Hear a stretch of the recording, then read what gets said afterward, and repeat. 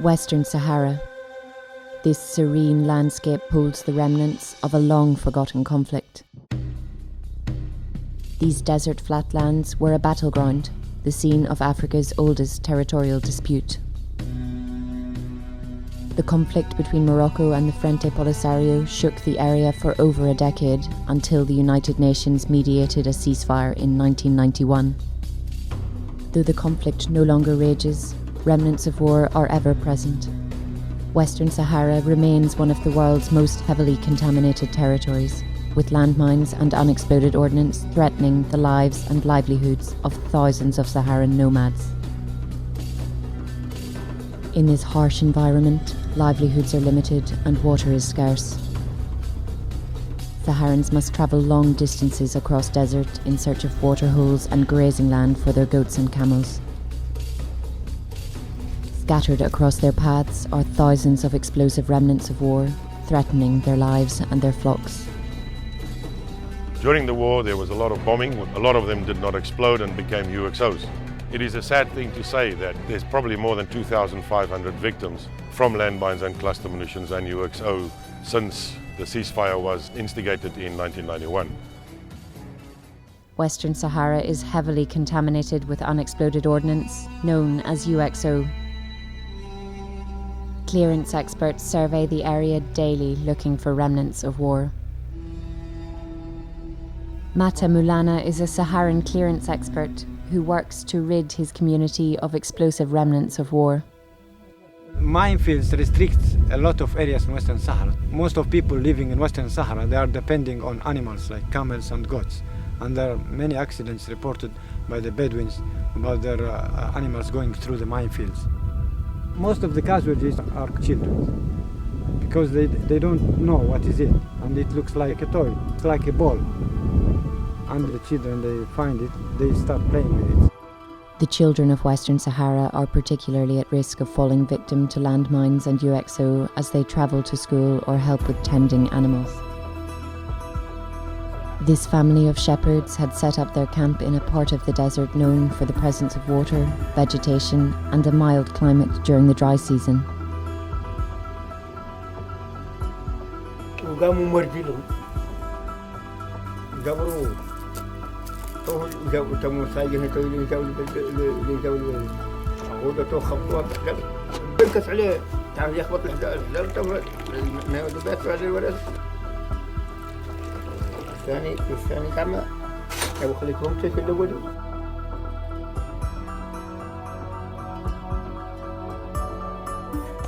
The United Nations Mine Action Service, known as UNMAS, has been working in Western Sahara since 2007. It has worked to improve living conditions for Saharans and to reduce the risk to the men and women of the UN who work in the area. UNMAS partners like Action on Armed Violence survey vast areas of land and work to clear unexploded bombs from the sites of battles across Western Sahara. Whenever we see round markings like this, we stop because we know this is the way the Bedouins mark it. We will take the coordinates and go back to the base and inform them, and they will destroy it.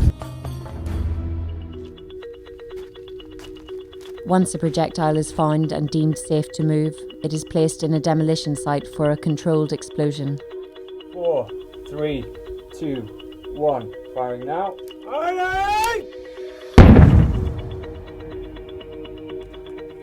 Destruction of dangerous items allows the local population to go back to their daily activities and creates a safe environment for future generations to live.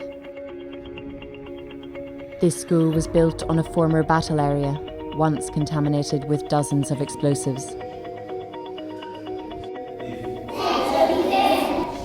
المدرسة افتتحت طبعا عدد هذا كاتيها ما يقارب من سنتين، وهذا إن يدل إن ما يدل على شيء، إنما يدل على أن هناك استقرار في المنطقة التي كانت لا يمكن على أحد على أنه يعمرها بسبب المخالفات التي ذكرت سابقا.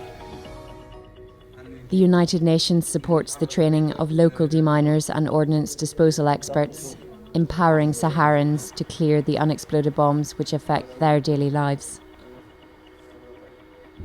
اخترت هذه المهنة كمساعدة للناس ومساعدة لي أنا شخصية في حياتي اليومية.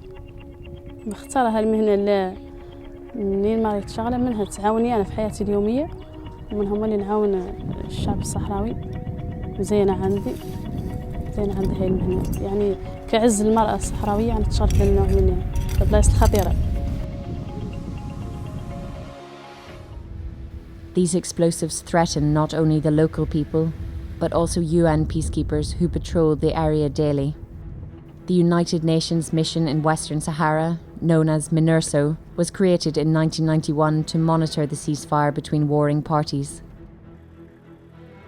Military observers from around the world are routinely called upon when the local population finds unexploded ordnance. These bombs are highly unstable and can detonate at the slightest touch. We are very grateful for these mine clearance activities because it is our life depends on them. We appreciate the fact that they act very quickly whenever we get information concerning these projectiles to them. In the clearance effort, the Mine Action Centre has contributed to a very large extent to make the whole of the territory much safer. Despite undeniable progress since the beginning of mine action operations, much work remains to be done.